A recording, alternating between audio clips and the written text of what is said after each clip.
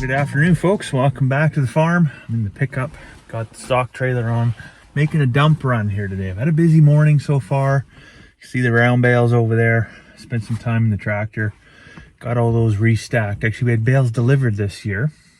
The round bales were delivered, and they were all just kind of in a straight row, laying horizontally on the ground. And you know, I was a bit concerned because we've had that historical, melt during January, and then it refreezes, and then of course your strings or your net wrap or whatever freezes into the ground, and then you're just left with a big mess in the spring. So stacked everything up, bottom bale on end, and then the other one horizontally again, so nothing can freeze down. And so that's a little bit of forethought that was well worth it.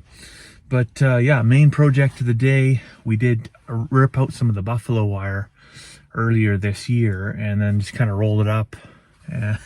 Well, yeah, some of it got away on us anyways, so I got all that pulled back up into the yard and stuffed into the trailer. So we're gonna go to the landfill here now and get rid of that, and then come back and see what other kind of shenanigans we can get into. I did have a couple folks mention how we haven't put out many videos here recently, and yeah, you know what, it's the old curse, I guess, where work-life balance, things get busy, things get a little bit hectic. I've had to do some days away from home for work, and it's been a bit of a challenge, but kept the guy busy anyways. Plus, of course, time of year, it's been really, really windy, so I mean that's not always conducive to getting footage.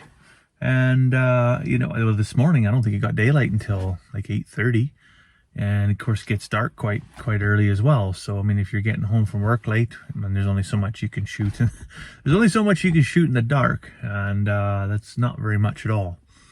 Well, back from the dump. Gonna have to check all the tires here tomorrow. There's a long history of flat tires, and you usually go to a place something like that, well, you're bound to pick up something you didn't ask for. But proud of myself. Didn't bring home any garbage. I was actually eyeballing. I always kind of keep an eye out for any old totes or anything like that. These chemical totes, because I want to use the cages for make good hay feeders. Actually, I got a few over here that I built last year.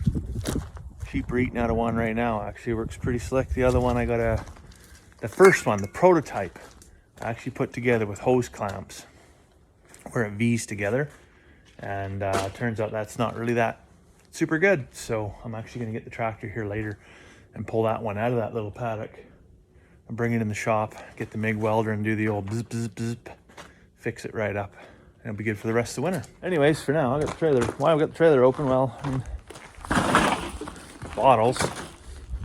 We got about, I don't know, like 3 years worth of bottles. And it's about time. It's about time. We got this little shed in here behind the shop that I don't even know what it's really for. We've used it for bottle storage for, like I said, 3-4 years.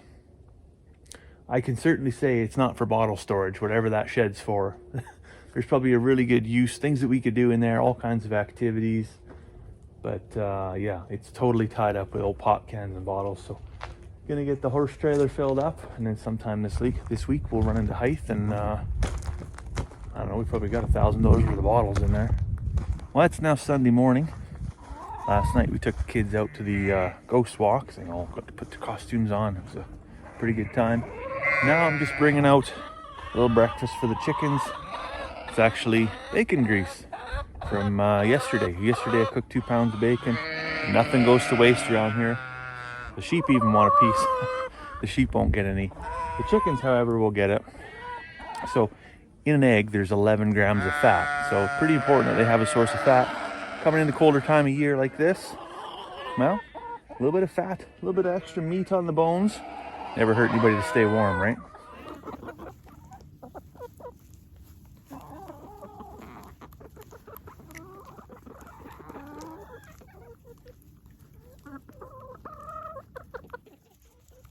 So we'll get the sheep their actual breakfast here this morning. I got this V feeder, works really good. I can put 2 square bales in there, 50, 60 pound square bale. And I built these last year. It works absolutely awesome. Now we've got 13 sheep in here, 1 ram, 12 ewes, And so they're going to go through about 5 pounds of hay in a day. They're really only going to eat about 3.5, and then you can see what they do with the rest, right? That's one thing with sheep, is they're incredibly wasteful. So yes, I can fit 2 square bales in there, but the reality is, if I give them access to 2 square bales, I'll just be giving them 2 square bales a day, and 50 pounds of hay will just be on the ground every single day. So we just got to ration them out exactly what they need, and maybe just a little touch more in case they need a snack. But yeah, we found in years where they just had free access to a round bale, they could polish that round bale and just have it strewn all over the field in like 7 days, right? So not really a good use of your feed stores, not really a good use of your wallet. So I'm gonna grab a second bale. I'm just gonna have it sitting over here by the fence. So first thing Monday morning, all I gotta do is pop it in there. So that's the thing about the weekend, is you kind of want to prep for some of the stuff during the week when maybe you guys working and you don't have as much time. Now this week, something special is gonna happen. Well, today actually is gonna happen. Later today, we're supposed to get 74 km/h wind with 100 km/h gusts. So that's gonna be a gem. It's already quite cool, but that is like, summer's over. This is it. Like, forget pumpkins. We're just going right to winter. And it's looking like it's gonna be about -10 for the next week. You know, anywhere from -5 to -15, -10 kind of average. And snow for the next 6 days. So little things like the automatic waters. We got one over there, got one over here. You can see I've already got the floating water heater dialed in there because this was frozen the last few days.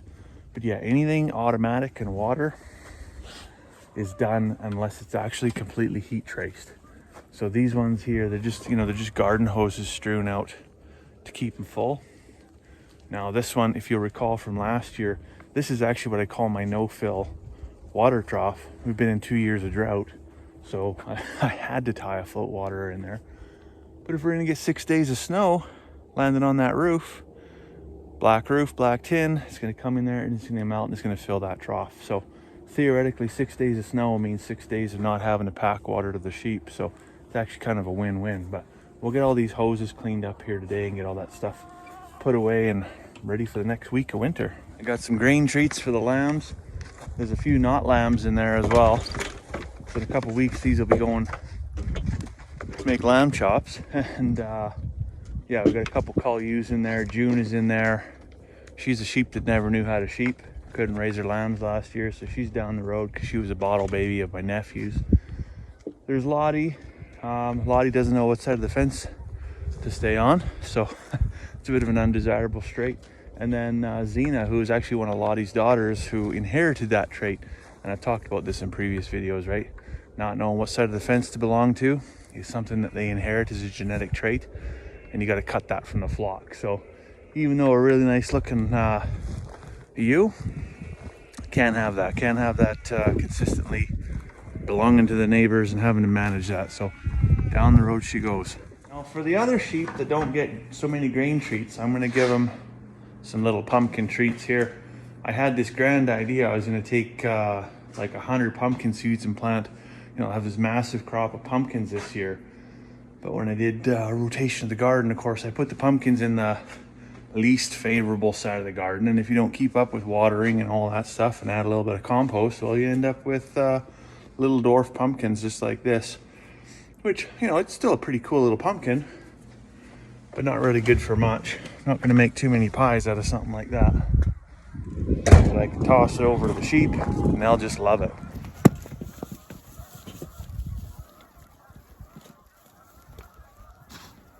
And the seeds too, you can see there's all these seeds in there. Well, those seeds actually act as a natural dewormer as well. So more than just a tasty treat, is actually quite beneficial. So now the chores are done, we're gonna shift our focus because the weather's about to turn really crappy and we're gonna work on a project. And we haven't really worked on a ton of projects over the summer because, well, we've just been busy. But if you're looking in the shop here, well, if you've ever looked in the shop here, you'll know it's just chaos, right? It's very symbolic of our day-to-day life. There's just a lot going on. It's very busy in here. So Carmen and I want to work on building a closet for Charlotte's bedroom And so in order to do that, I gotta make a little bit of space. I gotta move some stuff around. I probably gotta put some stuff back where I should have put it when I set it down, 3-4 months ago, that kind of thing. And just get some space for some activities. And then we can start cutting and hacking and building and doing all kinds of creative stuff. Well, we got our woodworking project, I don't know, about 3/4 done. We got all the wood cut. We haven't stained anything or hard screwed anything. We got everything dry fit. And then we're hoping the weatherman had lied, because it was really, really gorgeous actually. It's beautiful, but as you can see, we're hiding inside here now. We ran over to sister-in-law's place, carved out some pumpkins with the kids, ate too much Chinese food. Now we just got home. I'm gonna show you the weather outside through the window here. Looks pretty beautiful over there. We're just slide over to the south. Yeah, that's all snow coming in hard. When I come through Beaver Lodge, it was just a complete whiteout. So we're gonna make some hot chocolate and stay inside this evening. So I'll let you go for now. Hope you have a fantastic evening. We'll see you tomorrow.